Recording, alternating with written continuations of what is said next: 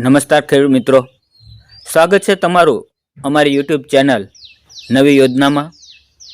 મિત્રો, આજના મહત્વપૂર્ણ વિડીયોમાં આપણે વાત કરવા જઈ રહ્યા છીએ પીએમ કિસાન નવી લાભાર્થી યાદી 2026 વિશે। ઘણા ખેડૂત ભાઈઓના ખાતામાં હપ્તા આવ્યા નથી। ઘણા ખેડૂતો પૂછે છે કે નવી યાદીમાં મારું નામ છે કે નહીં, પીએમ કિસાનનો આગળનો હપ્તો મળશે કે નહીં। તો મિત્રો, આ વિડીયો તમારા માટે ખૂબ જ મહત્વનો છે, એટલે વિડીયોને અંત સુધી ચોક્કસ જોતા રહેજો। પીએમ કિસાન સન્માન નિધિ યોજના શું છે? તો મિત્રો, પીએમ કિસાન સન્માન નિધિ યોજના ભારત સરકારની એક કેન્દ્ર સરકારની યોજના છે, જેનો હેતુ નાના અને સીમાંત ખેડૂતોને આર્થિક સહાય આપવાનો છે। આ યોજના અંતર્ગત પાત્ર ખેડૂતોને દર વર્ષે કુલ 6,000ની સહાય આપવામાં આવે છે। આ રકમ 2,000ના 3 હપ્તા સીધા ખેડૂતોના બેંક ખાતામાં ડીબીટી દ્વારા જમા કરવામાં આવે છે। આ સહાયનો ઉપયોગ ખેડૂત ખેતરની જરૂરિયાતો, બીજ, ખાતર, દવા અને ખેતીના અન્ય ખર્ચ માટે કરી શકે છે। પીએમ કિસાન નવી લાભાર્થીની યાદી 2026 આખરે છે શું? હવે મિત્રો, સૌથી મહત્વની માહિતી, સરકાર દ્વારા સમયાંતરે પીએમ કિસાન લાભાર્થીની યાદી અપડેટ કરવામાં આવે છે। વર્ષ 2026 માટે નવી લાભાર્થીની યાદી જાહેર કરવામાં આવી છે। આ નવી યાદીમાં નવા પાત્ર ખેડૂતોના નામ ઉમેરવામાં આવ્યા છે। જે ખેડૂતોનો અપાત્ર હતા અથવા દસ્તાવેજો અધૂરા હતા, તેમના નામ કાઢી નાખવામાં આવ્યા છે। ઘણા ખેડૂતોનું નામ કેવાયસી ન હોવાને કારણે દૂર કરવામાં આવ્યું છે। એટલે દરેક ખેડૂત માટે પોતાની નામની યાદીમાં ચેક કરવું ખૂબ જ જરૂરી છે। પીએમ કિસાનનો લાભ કોને મળશે એની વિશે વાત કરીએ તો મિત્રો, પીએમ કિસાનનો લાભ માત્ર પાત્ર ખેડૂતોને જ મળશે। પાત્ર માટેની શું શરતો છે?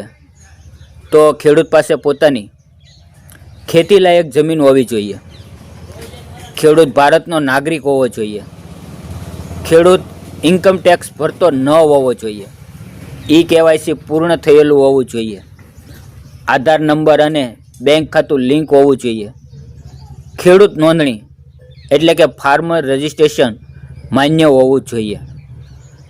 અને કોને લાભ નહીં મળે તો એની વાત કરીએ તો મિત્રો, નીચેના લોકોને પીએમ કિસાનનો લાભ મળતો નથી। તો એમાં કોણ છે? એક તો ઇન્કમ ટેક્સ ભરનાર ખેડૂત, સરકારી નોકરી કરનાર અથવા નિવૃત્ત કર્મચારી, માસિક પેન્શન જે 10,000થી વધુ આવે છે એ, ડૉક્ટર, એન્જિનિયર, વકીલ જેવા પ્રોફેશનલ લોકો છે તેમને લાભ મળતો નથી। ખેતી સિવાય મોટી આવક ધરાવતા લોકો હોય એને પણ આ લાભ મળતો નથી। તો પીએમ કિસાનની નવી યાદીમાં નામ કેવી રીતે ચેક કરશો?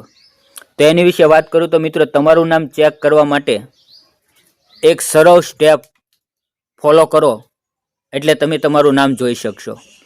તમે તમારા મોબાઈલ અથવા કોમ્પ્યુટરમાં pmkisan.government.in વેબસાઇટ પર ખોલો। હોમ પેજ પર બેનિફિશિયરી લિસ્ટ વિકલ્પ પર ક્લિક કરો। હવે રાજ્ય, જિલ્લો, તાલુકો અને ગામ પસંદ કરો।